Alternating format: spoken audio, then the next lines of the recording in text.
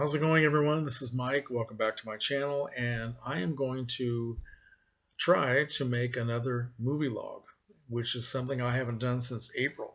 So when the big lockdown happened, I guess I took it seriously. I just kind of locked down my video life. I did a few things, but I haven't done a movie log in quite a while. So I've got this long list of films that I swear I'm not going to talk about in one video because that would take forever. But I'm looking at my diary on my letterboxd page, and I have a lot of films that I've been listing and keeping track of. So I'm going to try to talk about just a few things at a time and try to get this back into some sort of a kind of a regular schedule. I was trying to do it every week.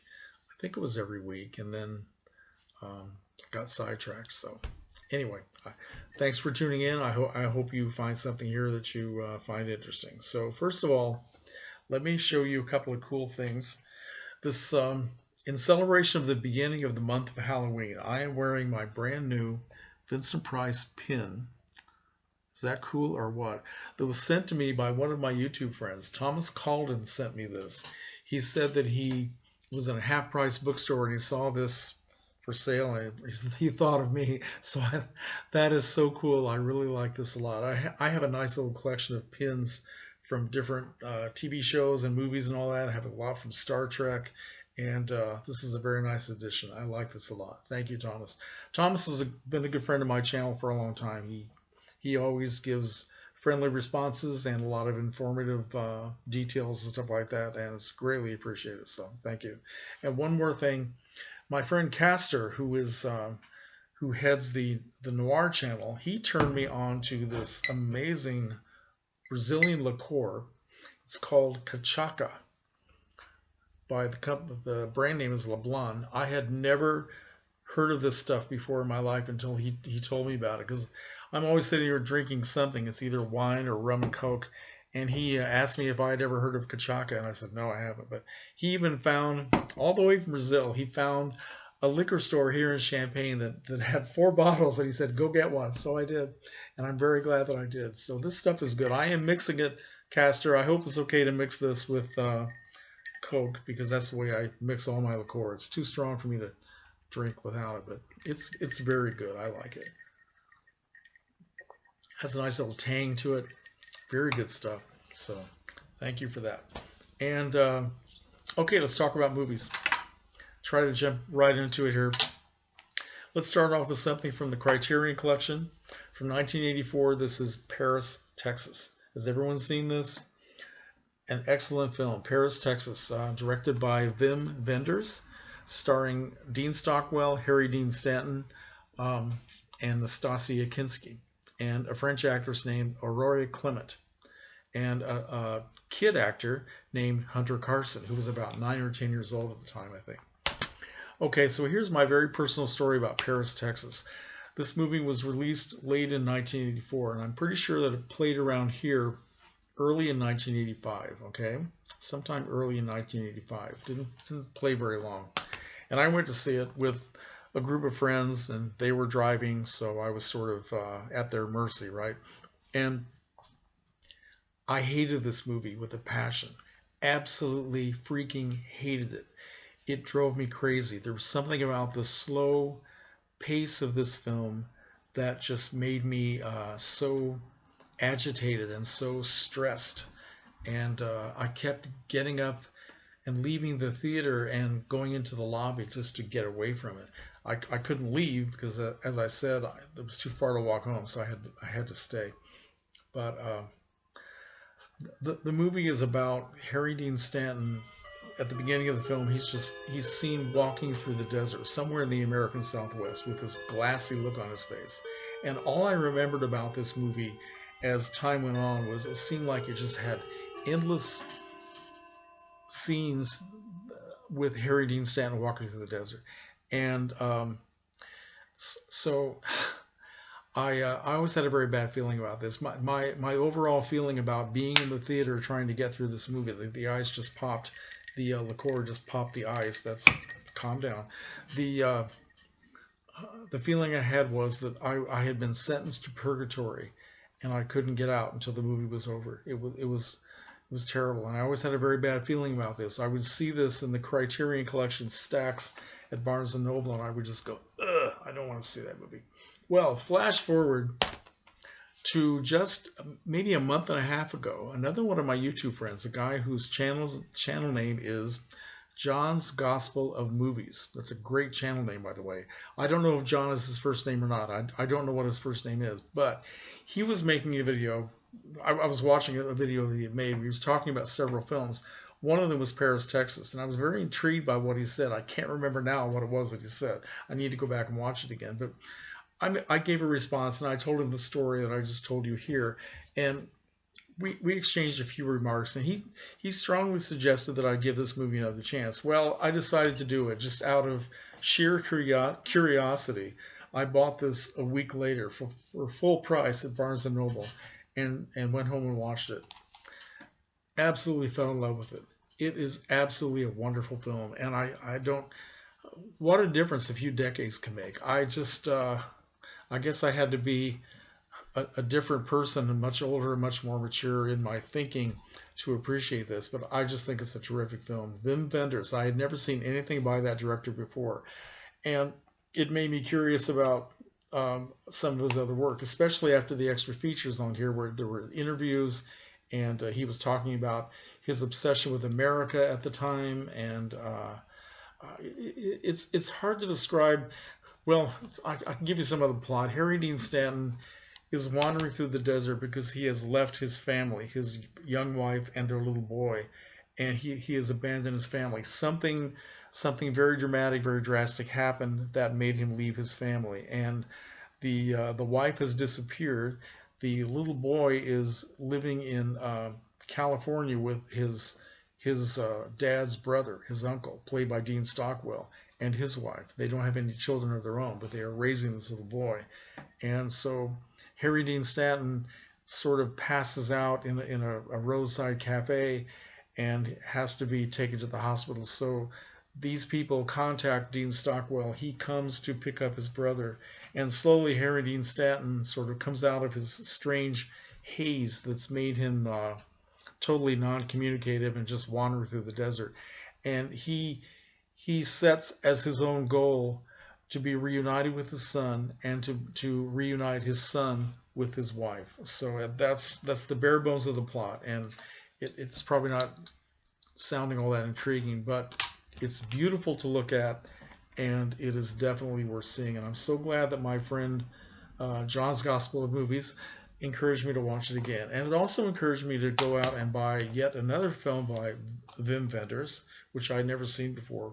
This is The American Friend from 76, I believe. Yeah, this is a very different kind of film than Paris, Texas. This was in 1977, so it was before Paris, Texas. Dean Stockwell. Dennis Hopper stars in this, and a European actor named Bruno Ganz. Okay, Bruno Ganz, who was also in the 1979 version of Nosferatu, a very good actor. Now, the story here is based on a story by Patricia Highsmith, the woman who writes the Tom Ripley novels. And Tom Ripley is the character played by Dean Stockwell, but it's a very different kind of Tom Ripley than you would remember from the film The Amazing Mr. Ripley with Matt Damon. It's a totally different focus and everything. I've never read any of these novels, so I don't know anything about them, but this is also a very excellent film, filmed partly in New York and partly in Europe, and it goes back and forth between German and English, and there's also some French. Definitely worth seeing, and this is another movie that I think I will probably have to watch several times because it's so rich, and it's another one of those films that unfolds the more times you watch it. Certainly that was the case with Paris, Texas. All right, so next up is a film by Robert Altman called Images from 1972. Stars Susanna York and Renee Auberjonois. Susanna York plays a woman who is she is a married woman, married to Renee Auberjonois, and she is a writer of children's books. At the beginning of the film, we see her in her beautiful, it's either a house or an apartment in the city. It's filmed in no, it was filmed in Ireland. Filmed in Ireland. So I think that's where everything was filmed. And she is in the process of working on her children's book, gets a phone call from one of her girlfriends. And while she's talking to this girlfriend, all of a sudden the woman's voice changes to another voice that sounds very much like her own. And this voice is saying things like, Catherine, the name of the character, don't you know who this is? And the woman starts to tell her that her husband is having an affair. So that's the beginning of the weirdness. And then the husband, played by Renee, comes home, and they start talking and arguing and all of this. And then finally they sort of start embracing each other, and everything seems to be okay. And while they're embracing, while she's kissing him, all of a sudden it's a different man. And she pulls back and she screams. And this other man is saying, why? What's wrong with you? Come on. Well, what we find out about this woman in Images is she's in the process of having a mental breakdown. She's experienced something like schizophrenia, and it just gets crazier. It gets worse and worse. And there's a great scene where, also early in the film, the husband and wife decide to go out into the countryside to their country home, which is way, way out in the middle of nowhere. And they stop on a cliff overlooking their house. And she's looking down, and she sees their car driving up to the house. And she sees herself getting out of the car, going into the house, right? And she's standing there, what is going on? And then the woman herself comes out of the house again and looks up at her. So it's about as weird as it could possibly get. And there are another man, the same man that she saw in her home in the city, shows up in the house. We don't know, is he real or is she imagining it? And it turns out that she is. It gets very, it turns into a psychological thriller. It's kind of a slow burn kind of a thing. The imagery is just incredible, and the cinematography is by Vilmos Zsigmond, who is one of the best in the world. And that's one reason why it's so beautiful to look at. And the attention to detail is just unbelievable, and highly recommended.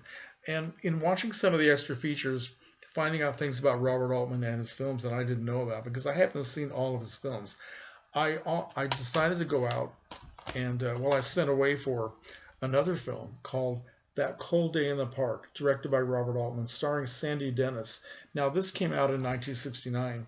And apparently, I didn't realize this at all, but these were the first two parts of a trilogy that Robert Altman made, and the third one about women, and the third film in the trilogy is Three Women from 1977, which I've seen many times, which is really strange.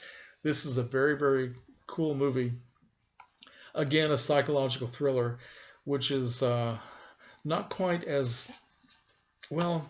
It gets very visceral toward the end. I won't tell you what's going on, but Sandy Dennis plays a spinster. This is filmed in let's see, I think this said Vancouver, British Columbia, and she's living in this beautiful apartment all by herself. She's very lonely, very sexually repressed, and she looks out of her high-rise window one day, and she sees a young man sitting on a park bench, and he's not dressed very warmly, and it's raining, and it's very cold. He looks like he's just shivering. So she actually goes outside. Actually, after she stares at the sky for a while, she goes outside and she invites him to come up to her apartment to get his clothes dry and just get warm. And he doesn't say anything. He's acting as if he's a deaf mute. And she's the only one doing all the talking.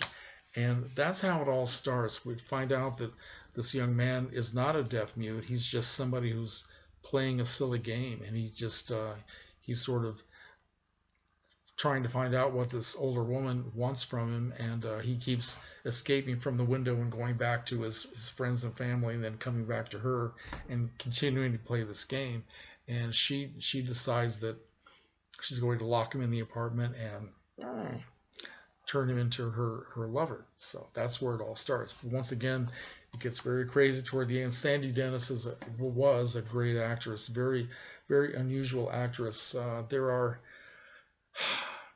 Sandy Dennis was hot for a while back in the late 60s, early 70s, after she won the Academy Award for Who's Afraid of Virginia Woolf.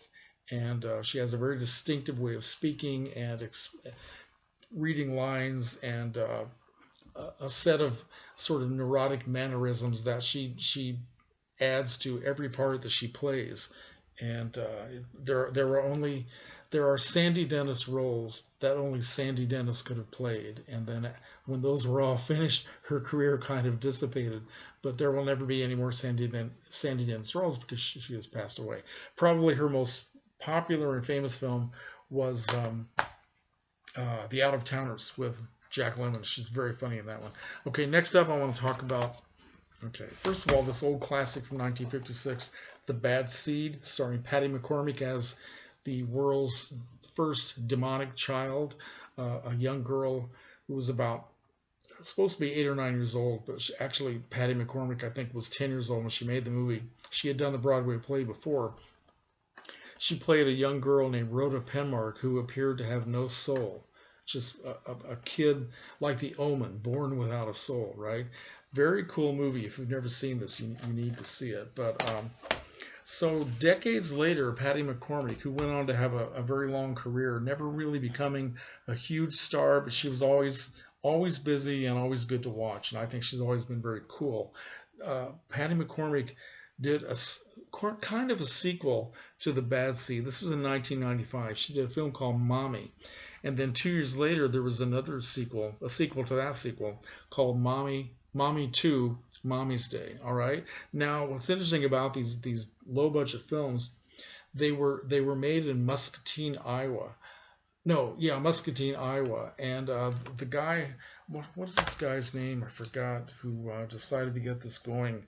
He was a local writer, director, comic book, graphic artist, graphic novel artist, and I can't find his name on here, and my memory is so bad. Sorry, but well, anyway, if I told you his name, you would remember it, but or some of you might have heard of it.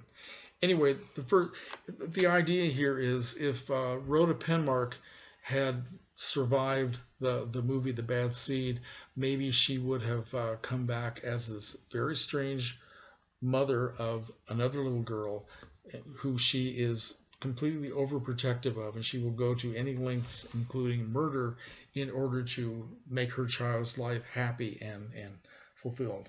And it's filled with black humor, good performance by Patty McCormick, and of course she's not called Rhoda Penmark, she's called something else. But the idea behind it is that they were trying to sort of do an homage to The Bad Seed. And apparently Patty McCormick had been offered many chances over the years to do something related to Rhoda Penmark, and she always turned it down because she thought that it wasn't appropriate. For some reason, she liked the script. So she went to Muscatine, Iowa, and it was sort of a community project. All the people in this small town, all the local businesses and all that, they all got involved. And people were putting in money, and apparently it was a joyful time to make a movie. And she worked very hard in it. She's very good, and they said that she was very, very wonderful to work with, and not at all like a diva or anything like that. We also have Jason Miller, who was in The Exorcist. He's in it. Mickey Spillane, the novelist, who is the director, actually knew him and got him to be in the movie. Brink Stevens, who was kind of a scream queen. Now, the second film was not nearly as well received and successful as Mommy, the original. So, but Patty McCormick came back for that. Brink Stevens was back, and Paul Peterson from the Donna Reed Show had a major part in it. And it was much more dark and dramatic and visceral. Didn't have the black humor in the sense of fun and nostalgia that the first film had. But these are really interesting to have, and I'm glad that I got these.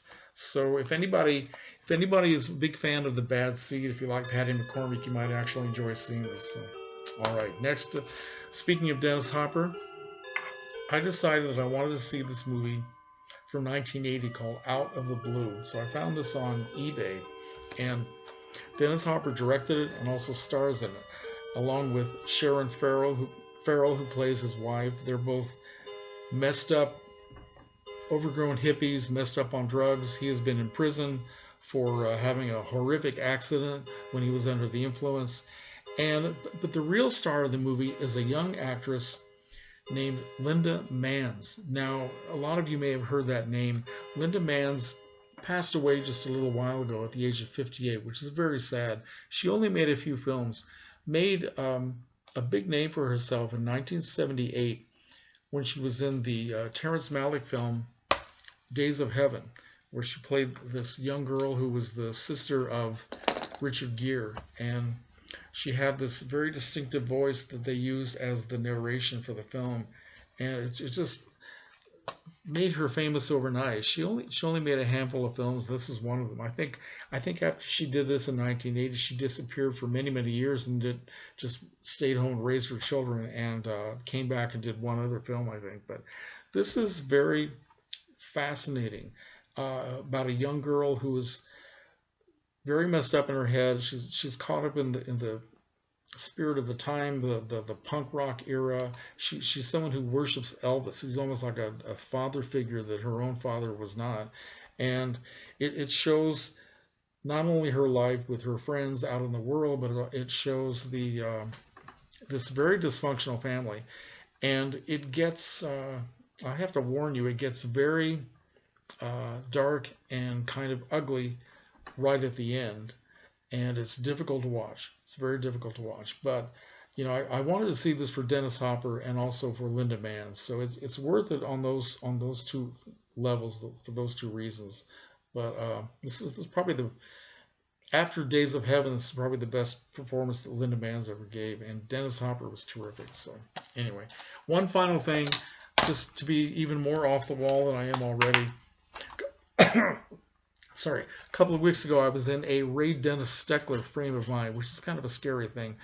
And I watched this movie that I've had on the shelf for years, and I've only watched once. It's called The Thrill Killers, 1964. Now, Dennis Hopper was notorious for making low-budget films. He had a certain amount of talent, but he certainly wasn't a great filmmaker. Some things he did had flashes of just brilliance, here and there, but for the most part, he's sort of a cult figure that I guess somebody either you like or you don't like. And he was very famous for a horror musical weirdness comedy. Well, not really a comedy. It wasn't supposed to be. The incredibly strange creatures who stopped living and became mixed up zombies. The year after that, this is 1964, he made The Thrill Killers. And this says at the top here, they describe it as the darkest installment of the Ray Dennis Steckler collection. Well, I don't know about that. He also acts in this film under his acting pseudonym Cash Flag. And it has all the usual not so great acting and not very great dialogue that is endemic to all Ray Dennis Steckler films. But what this film does have, it has some of the most exciting cinematography that I've seen in some of the best film noirs. It's surprising. This is a perfect example of style over substance. Forget about the story; it doesn't matter. It's all about Ray Dennis Steckler plays an escaped. He's a serial killer. He hooks up with three guys that he knows that have just escaped from an insane asylum, and they just commit murder. It gets very graphic and visceral. Even while you're finding yourself wincing at the bad acting and the bad dialogue, some of the stuff, it has some very good horror film moments, and the cinematography is exciting. The camera work was done by a guy named Joseph Maselli, who didn't actually shoot a lot of films, but in 1965, Joseph Maselli wrote sort of a manual, a textbook or manual about cinematography. It was called the five C's of cinematography, which I guess is still used and celebrated as one of the best manuals for learning how to shoot films. And I can't really recommend this as something that you should go out and buy, but if you happen across this and you just want to see exciting camera work that is